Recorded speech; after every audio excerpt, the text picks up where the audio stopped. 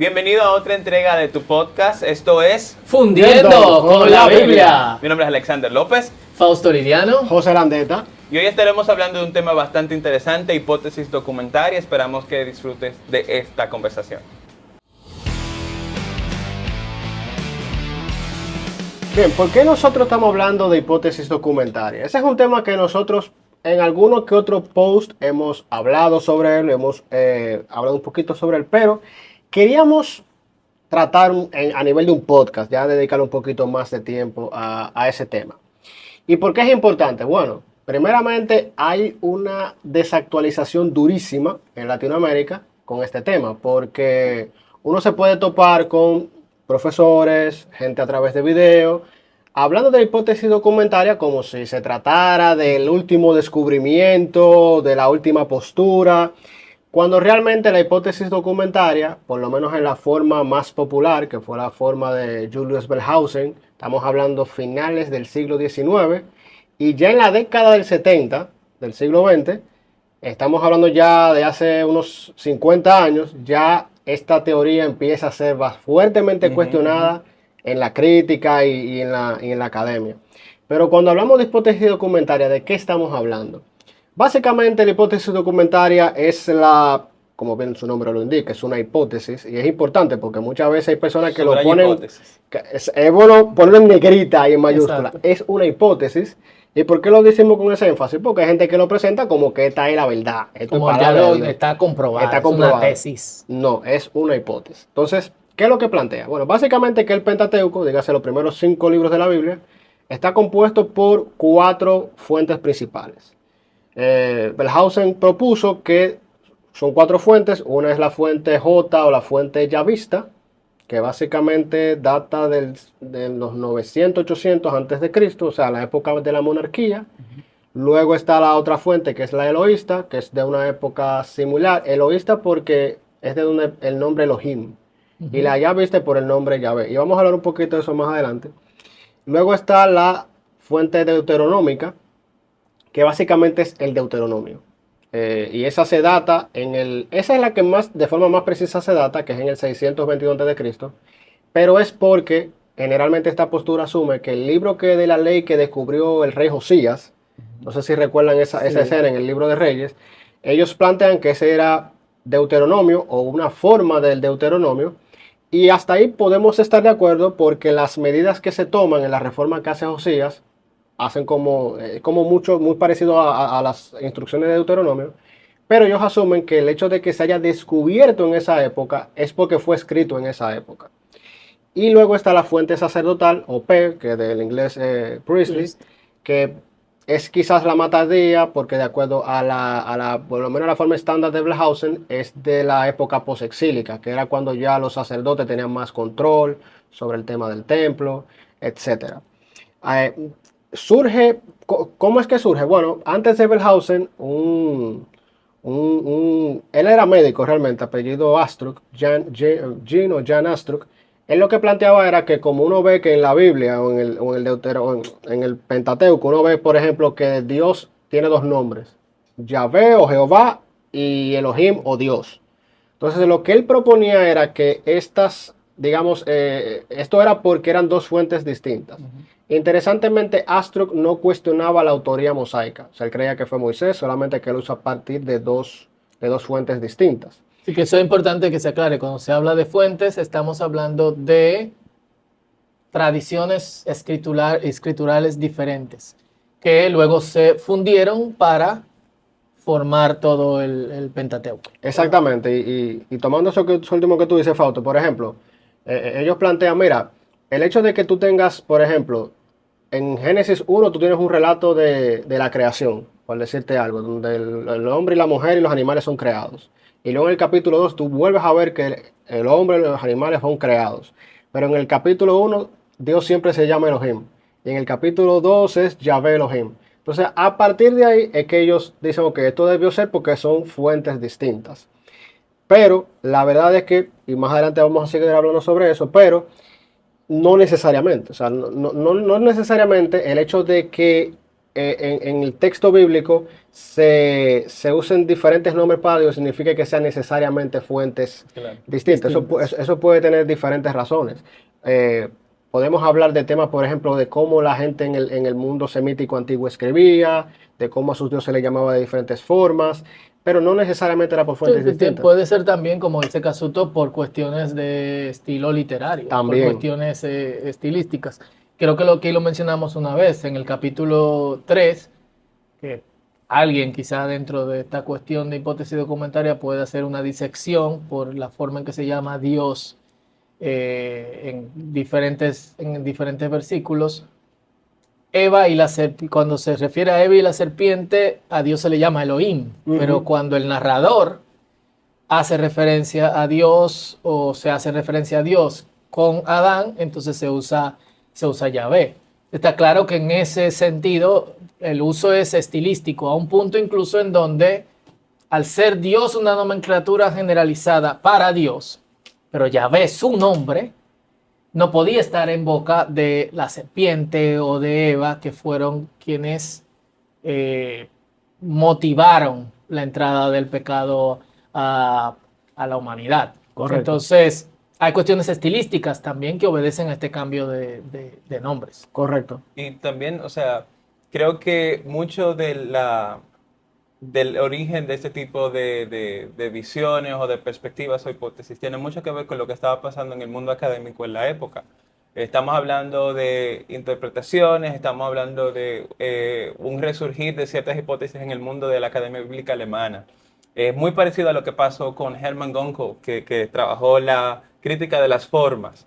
Y estamos viendo el crecimiento de lo que después fue denominado, como mucha gente lo conoce, alta crítica, que empezó con la idea de Semler en el que pensó, ok, si el texto es literario, entonces debería de ser interpretado de la misma forma en que vemos los otros textos y debemos de dudar hasta cierto punto las tradiciones que hemos recibido para hacer unas interpretaciones históricas desconectado de lo dogmático, que fue quizá una de las mayores contribuciones y a la vez una de las mayores metas de la Academia Alemana. Es muy interesante lo de la hipótesis documentaria y aquí yo voy a ser simplemente un moderador porque los de Antiguo Testamento son ellos dos. Así que yo vine hoy simplemente a escucharlo hablar. Pero sí escucho mucha similitud con lo que pasa con el Nuevo Testamento, que es lo que más he estudiado, con respecto al problema sinóptico. Estamos viendo cómo autores, y específicamente con Q, cómo autores de ahora, como académicos, pueden ver fuentes detrás de lo que nosotros tenemos en nuestro Nuevo Testamento, o en el caso de la hipótesis documentaria, lo que sería en ese caso el Pentateuco. Estamos viendo cómo académicos ahora ven las diferencias estilísticas, las diferencias de vocabulario, ven los diferentes usos de formas o de géneros dentro de otro género y podrían decir, aquí no vamos a respetar o no vamos a pensar en el carácter de autoría de quien la tradición nos ha dicho que escribió, sino que posiblemente ese autor, más que un autor, fue un redactor. Y aquí pasamos de crítica de las formas a crítica de la redacción, crítica de la fuente. La crítica de la fuente lo que básicamente hace es tratar de investigar de la misma forma que Wellhausen y que muchos otros, qué está detrás de lo que nosotros recibimos en el texto, de qué se estaba apoyando, qué tradiciones, qué tipo de mundo conceptual, qué tipo de vocabulario está el autor importando dentro del texto. Mientras que la crítica de la redacción ya asume que el autor ha importado cierto tipo de fuente o conocimiento y trata de fijar su atención en cómo entonces el autor conecta una que otra cosa para comunicar su mensaje. Que de hecho es un poquito más compleja de eso, y es la crítica de autores como Van Seters, que él dice, miren, cuando nos fijamos en toda la complejidad con que se presenta este tipo de teoría, nos damos cuenta que tiene una conexión con esta postura que vino post imprenta de armonizar Claro, el texto, definitivamente. de llegar al urtext, es decir, a cómo el texto realmente, a lo que el texto realmente decía. Entonces participa el autor o los autores, en este caso estamos hablando de diferentes autores, J, E, P, D. Participa también entonces un redactor y participa un editor. Exactamente. Entonces él está incluyendo en este proceso de la formación del texto bíblico, y por eso Van Seters lo llama una postura anacrónica, está incluyendo de hecho personajes que participaban ya en un texto en el mundo de la imprenta, donde se necesitaba que el texto fuese armonizado porque tú estás produciendo en masa, tú no estás copiando. Y otra de las críticas que se hacen en esa misma dirección es que, a pesar de que en la clásica con Homero se empezó con la transmisión oral, entonces, bueno, diferentes transmisiones orales. Entonces, alguien que redactó las diferentes posturas orales en una sola, y alguien que entonces editó complementando con otras posturas externas. Lo curioso es que en el mundo de lo clásico se ha dado por sentado de que el asunto no fue así, y de que en el mundo antiguo era muy complejo que alguien tomara de diferentes tradiciones y de hecho fuese agregando continuamente hasta formar un texto original.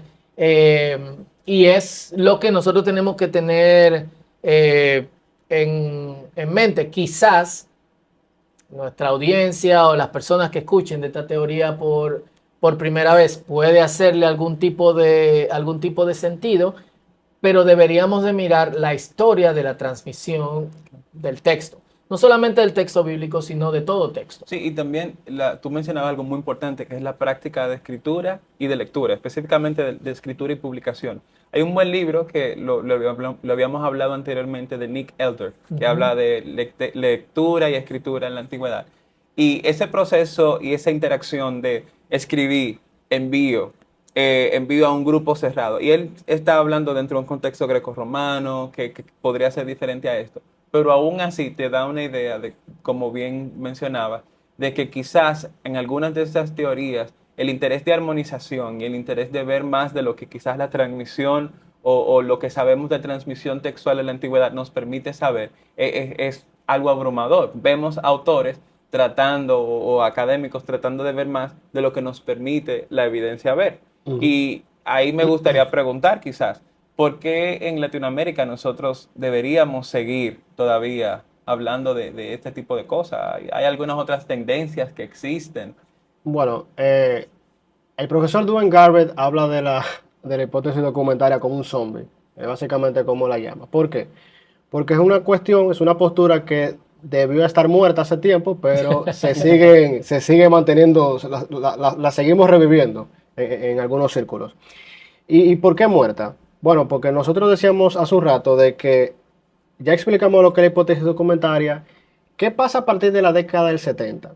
La postura comienza a ser cuestionada por diversas razones. Lo primero es que hay tantas variantes de hipótesis documentaria como proponentes.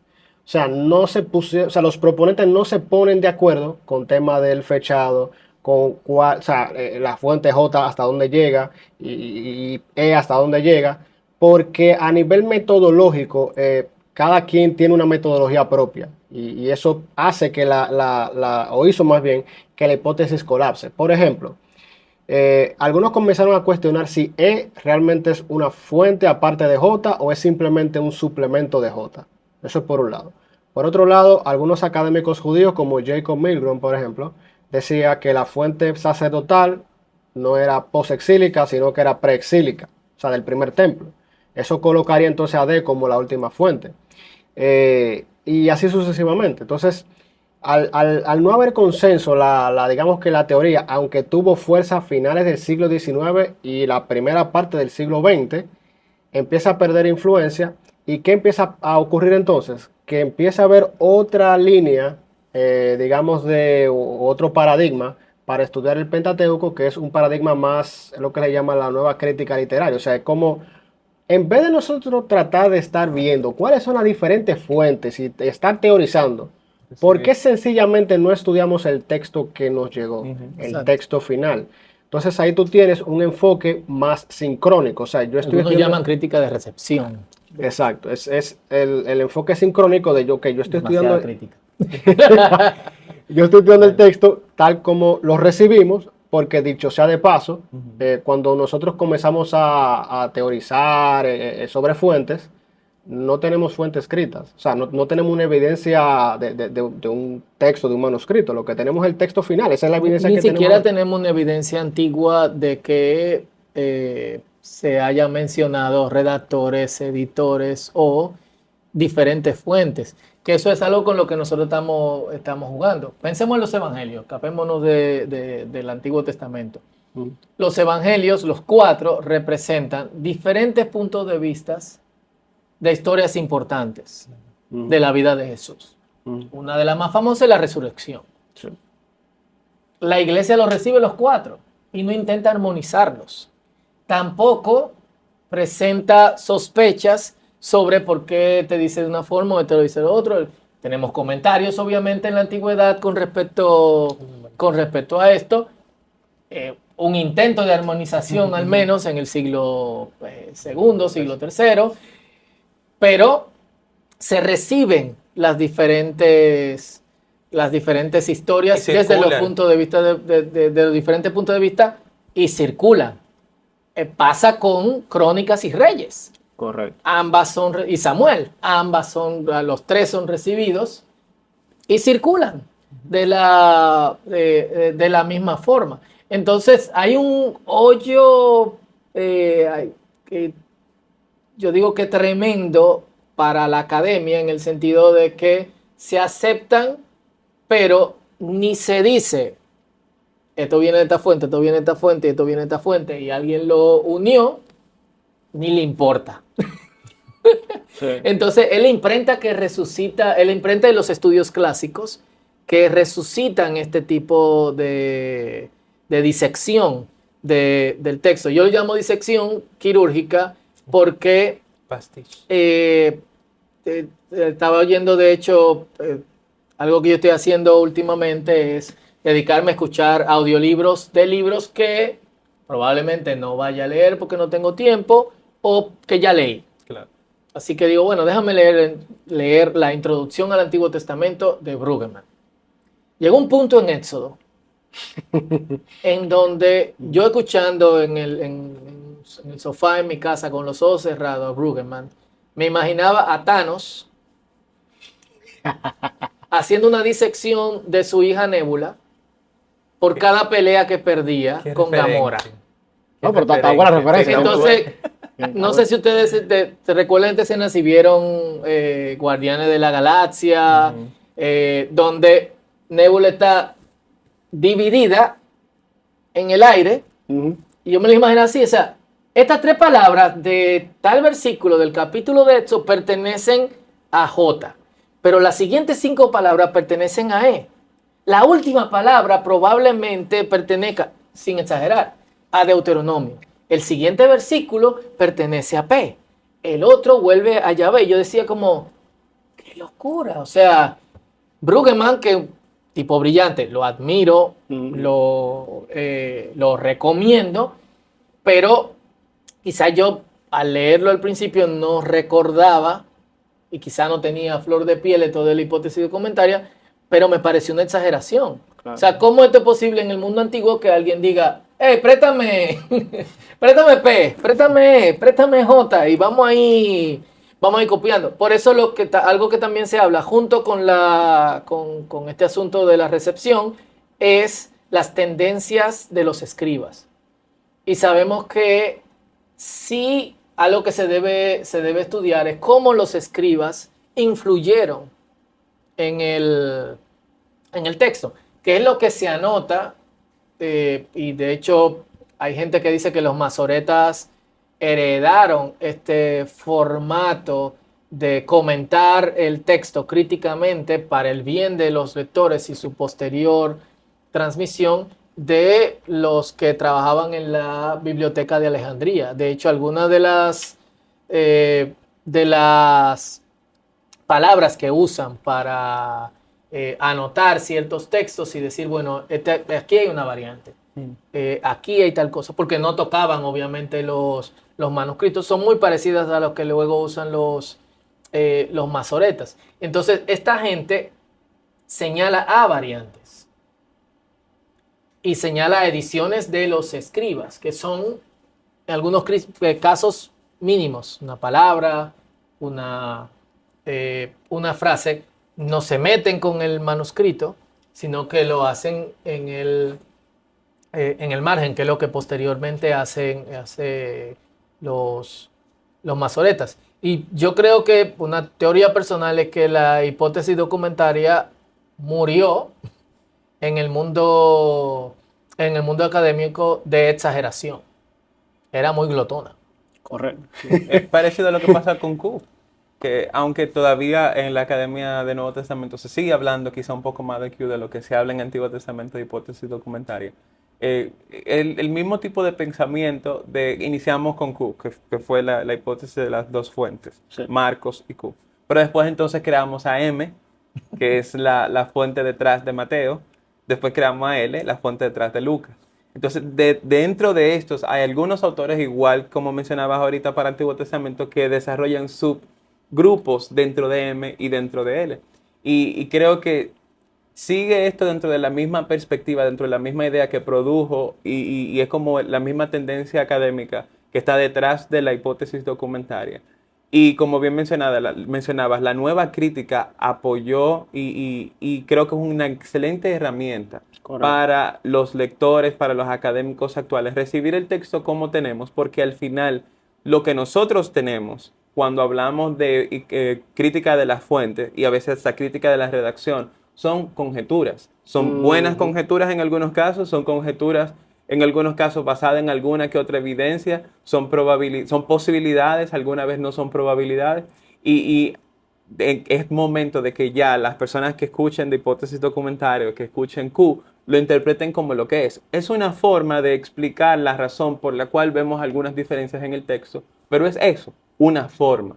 No es una conclusión, es una hipótesis, que es lo mismo que pasaría en este caso con Q, la hipótesis o la fuente hipotética detrás de nuestro Nuevo Testamento.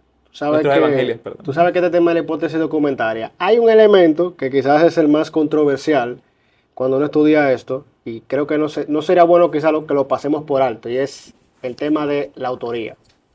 Es decir, cuando uno entra al tema de la hipótesis documentaria, uno entonces se queda con la pregunta, ¿Moisés escribió el Pentateuco?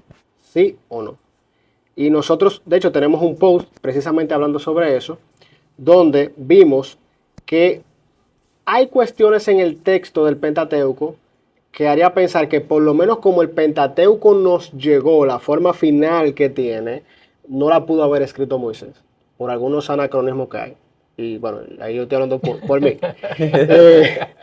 Porque, por ejemplo, y esto fue un asunto que hizo ruido, no solamente a Wellhausen en el siglo XIX, ya venía haciéndole ruido a... Ibn Ezra. Ese mismo Ibn Ezra, ya desde la Edad Media. Por ejemplo, el Pentateuco cierra en Deuteronomio 34 con la muerte de Moisés.